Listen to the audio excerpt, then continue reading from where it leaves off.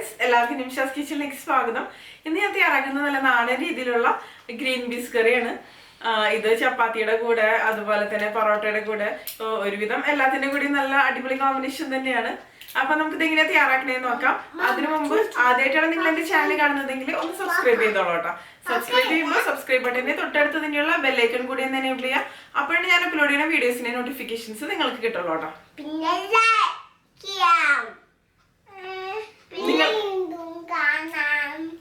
അപ്പൊ നമുക്ക് തുടങ്ങിയാലോ. ഞാനിവിടെ 2 കപ്പ് ഗ്രീൻ പീസാണ് എടുത്തിരിക്കുന്നത്. 250 ml കപ്പിലാണ് കേട്ടോ ഞാൻ എടുത്തിരിക്കുന്നത്.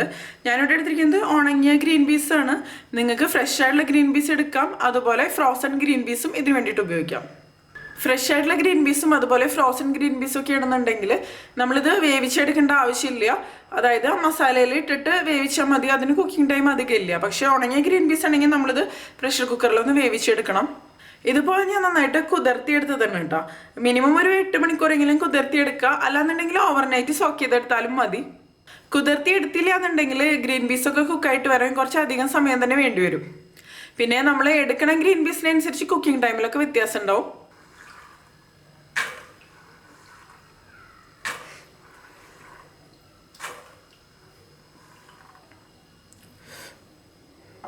ഇത് നമുക്കിനി ഒരു പ്രഷർ കുക്കറിലേക്ക് ഇട്ട് കൊടുക്കാം.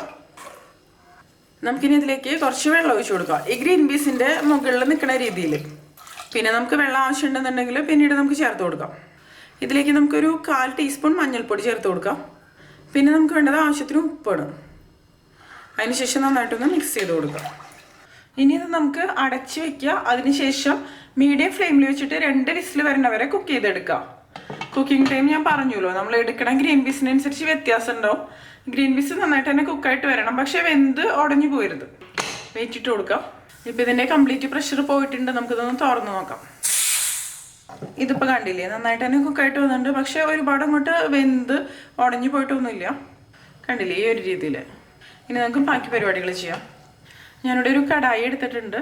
ഇതിലേക്ക് നമുക്ക് വെളിച്ചെണ്ണ ഒഴിച്ച് കൊടുക്കാം. ഞാനിപ്പോൾ ഒരു 1.5 ടേബിൾ സ്പൂൺ വെളിച്ചെണ്ണ ഒഴിച്ചിട്ടുണ്ട്. ഇതിലേക്ക് ഞാനിനി ചേർത്ത് കൊടുക്കുന്നത് 3 മീഡിയം സൈസിലുള്ള സവാള മുറിച്ചെടുത്തതാണ്. എണ്ണ നന്നായിട്ട് ചൂടായതിന് ശേഷം മാത്രം ചേർത്ത് കൊടുക്കാം കേട്ടോ.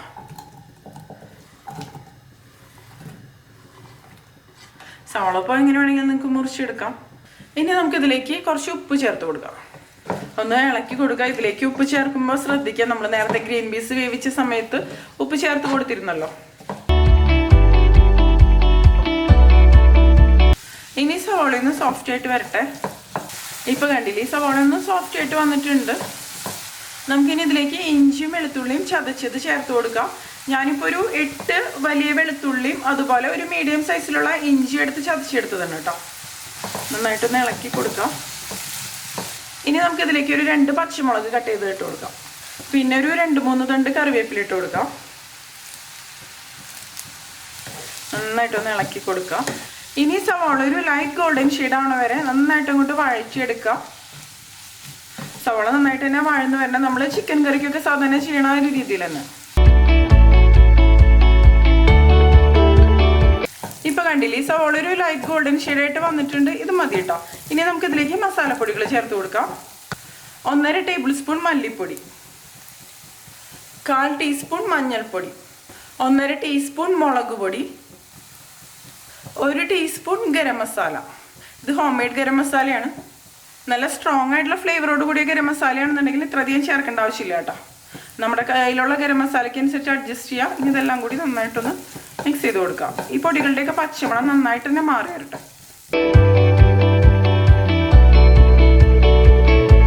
ഇപ്പം ഇത് നന്നായിട്ട് തന്നെ മൂത്ത് വന്നിട്ടുണ്ട്. ഇത് മതി. ഇനി നമുക്കിതിലേക്ക് ചോപ്പ് ചെയ്ത് വെച്ച തക്കാളി ചേർത്ത് കൊടുക്കാം. തക്കാളി എടുക്കുമ്പോൾ നന്നായിട്ട് പഴുത്ത തക്കാളിനെ എടുക്കാം കേട്ടോ. ഞാനിപ്പോൾ ഒരു 1.5 തക്കാളിനെ എടുത്തിരിക്കുന്നത്, മീഡിയം സൈസിലുള്ളത്.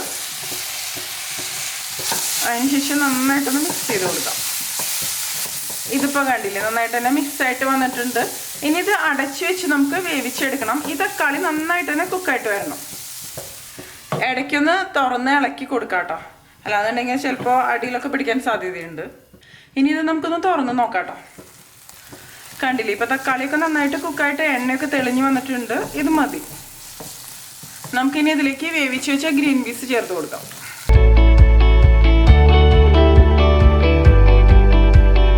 നന്നായിട്ടൊന്ന് മിക്സ് ചെയ്ത് കൊടുക്കാം.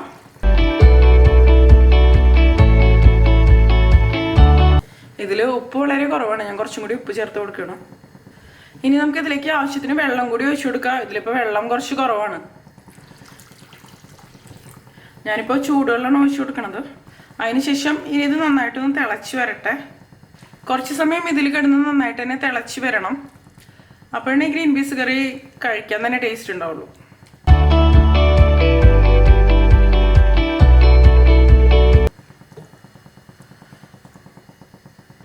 ഇപ്പം ഇത് കണ്ടില്ലേ, നന്നായിട്ട് തന്നെ തിളച്ച് വന്നിട്ടുണ്ട്. നമുക്കിനി ഇത് അടച്ച് വെച്ചിട്ട് ഒരു ലോ ടു മീഡിയം ഫ്ലെയിമിൽ വെച്ചിട്ട് കുക്ക് ചെയ്തെടുക്കാം. നന്നായിട്ട് തന്നെ തിളച്ചൊന്ന് കുറുകി വരട്ടെ, കുറച്ച് വറ്റി വരണം. അപ്പോഴാണ് ഈ ഗ്രീൻ പീസ് കറിക്ക് റിയൽ ആയിട്ടുള്ള ഒരു ടേസ്റ്റ് കിട്ടുള്ളൂ. ഇനി നമുക്കിതൊന്ന് തുറന്ന് നോക്കാം. ഇപ്പോൾ കണ്ടില്ലേ, നമ്മുടെ ഗ്രീൻ പീസ് കറി നന്നായിട്ട് കുക്കായിട്ട് കുറുകി വന്നിട്ടുണ്ട്. എണ്ണയൊക്കെ നന്നായിട്ട് തന്നെ തെളിഞ്ഞ് വന്നിട്ടുണ്ട്. പിന്നെ ഇതിൻ്റെ ഗ്രേവിയുടെ തിക്നെസ് എന്ന് പറയുന്നത് നമ്മുടെ ഇഷ്ടത്തിനനുസരിച്ച് എടുക്കാം കേട്ടോ. ഇത് ഒരുപാട് തിക്കായിട്ട് എടുക്കണ്ട. തിക്കായിട്ട് എടുത്തു കഴിഞ്ഞിട്ടുണ്ടെങ്കിൽ തണുത്ത് കഴിയുമ്പോൾ ഒരുപാട് തിക്കായിട്ട് മാറും. ഞാനിപ്പോൾ ഇത് ഈ ഒരു തിക്നെസ്സിലാണ് എടുത്തിരിക്കുന്നത്. ഇത് കറക്റ്റ് ആയിരിക്കും തന്നെയാണ് എനിക്ക് തോന്നണത്. ഇനി ഞാൻ ഫ്ലെയിം ഓഫ് ചെയ്ത് കൊടുക്കുകയാണ്. ഉപ്പൊക്കെ കറക്റ്റ് ആണോ എന്ന് നോക്കാം. ഞാനിപ്പോൾ ഒരുപാട് ഗ്രേവി ആയിട്ട് എടുത്തിട്ടില്ല. അതൊക്കെ നമ്മുടെ പേഴ്സണൽ ചോയ്സ് ആണ് കേട്ടോ. പിന്നെ ഗ്രീൻ പീസ് കറി നല്ല ടേസ്റ്റി ആയിട്ട് വരണമെന്നുണ്ടെങ്കിൽ ഗ്രീൻ പീസ് നന്നായിട്ട് തന്നെ കുക്കായിട്ട് വരണം. ഗ്രീൻ പീസ് വെന്തിട്ടില്ല എന്നുണ്ടെങ്കിലും കറി കഴിക്കാൻ ടേസ്റ്റ് ഉണ്ടാവില്ല. അപ്പോൾ നമ്മുടെ നല്ല ടേസ്റ്റി ആയിട്ടുള്ള ഗ്രീൻ പീസ് കറി റെഡി ആയിട്ടുണ്ട്. അപ്പോൾ എല്ലാവരും ട്രൈ ചെയ്ത് നോക്കിയിട്ട് നിങ്ങളുടെ എക്സ്പീരിയൻസ് ഷെയർ ചെയ്തോളൂ കേട്ടോ.